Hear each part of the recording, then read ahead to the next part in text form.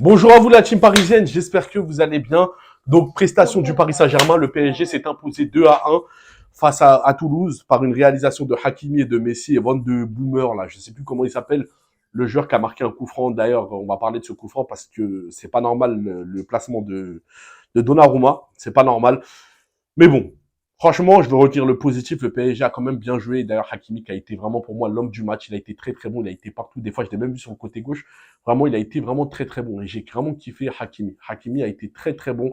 Il a pu vraiment mettre du rythme et ça l'a permis de se mettre en confiance face à face à des équipes après cette Coupe du Monde. Je pense que le fait qu'il a été au Maroc, ça l'a rendu beaucoup plus fort dans l'aspect défensif et même offensivement, il a été beaucoup plus en confiance. Vous voyez quand on joue avec Hakimi, vous voyez que c'est pas la même chose. Hakimi, quand on joue avec lui, vous voyez que c'est pas pareil. C'est pour ça que c'est très important de mettre en valeur les potentiels de certains et de faire des animations qui correspondent à ce que chacun puisse se fondre dans la masse. Ça, c'est très très important. Ensuite, Soler, franchement, faut en parler. Pour moi, c'est le seul maillon faible du match. Hein. Vraiment, c'est Soler. Soler, il n'a pas de personnalité. Je ne le vois pas vraiment essayer de s'imposer, de faire quoi que ce soit, de prendre des initiatives. C'est que des passes latérales. Vraiment, c'est très très compliqué. Mais le milieu de terrain, Fabien Ruiz et Vitinha plus Danilo qui a été très très bon parce que après la blessure de Renato Sanchez, parce que c'est aussi un point faible. Faut dire la vérité, Renato Sanchez, c'est vraiment le côté négatif de cette soirée et aussi le fait qu'on a reçu un but. On n'a pas fait de clean sheet. C'est les deux points négatifs de la soirée. C'est vraiment très très compliqué Renato Sanchez parce qu'il arrivait bien au milieu de terrain à mettre du rythme. Il a été très très bon, surtout le match dernier qu'on a fait contre Montpellier. Et je pense aussi au match contre Maccabi Haïfa, le match du 7-2. C'est quand même dommage. En plus, il est sorti en pleurant. C'est vraiment le point négatif. Maintenant, concernant le cas de Renato Sanchez, je pense que le Paris Saint-Germain doit essayer il doit vraiment essayer de s'améliorer.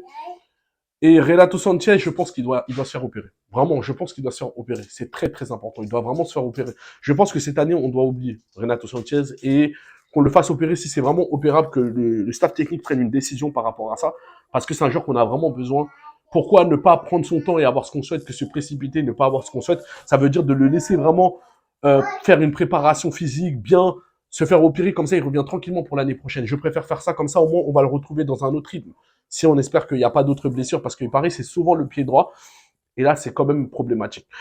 Ensuite, je voulais parler de Messi qui a fait aussi un très très bon match. Messi, il a été très très bon dans l'aspect organisation du jeu. Il a vraiment pu ficeler, créer des espaces et le deuxième but qu'il a pu mettre a été majestueux. Il a été vraiment très très très très très très majestueux. Et donc ça c'est vraiment très très bien. J'ai vraiment très kiffé le jeu de Messi. Pareil, Nuno Mendes, bon, après c'est encore les débuts, il revient de blessure. Nuno Mendes, je l'ai trouvé un peu bon, mais un peu très nerveux. Carton, on aurait pu même avoir un carton rouge si la faute qu'il avait fait un moment sur le latéral droit de l'équipe de Toulouse. Mais bon, finalement, voilà, il a pu sortir et être remplacé par Bernat.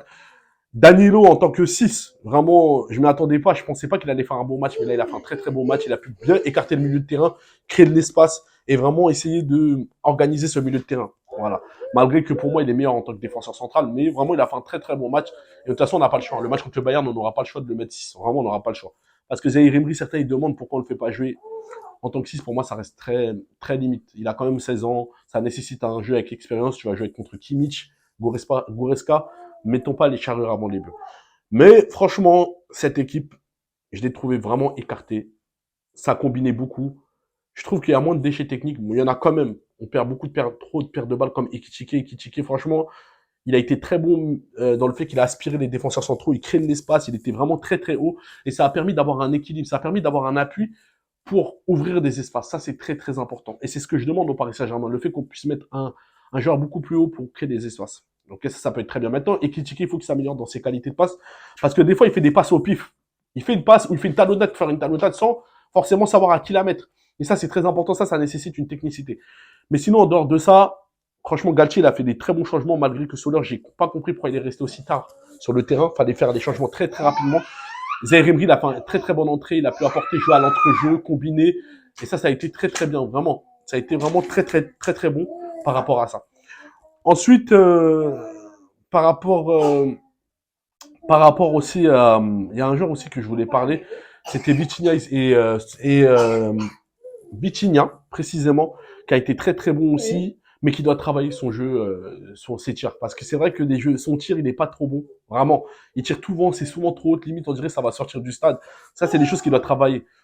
C'est vrai qu'il veut se précipiter à vouloir mettre son premier but, commencer à ouvrir son compteur, mais il faut qu'il travaille devant les cages parce que ça, c'est pas possible.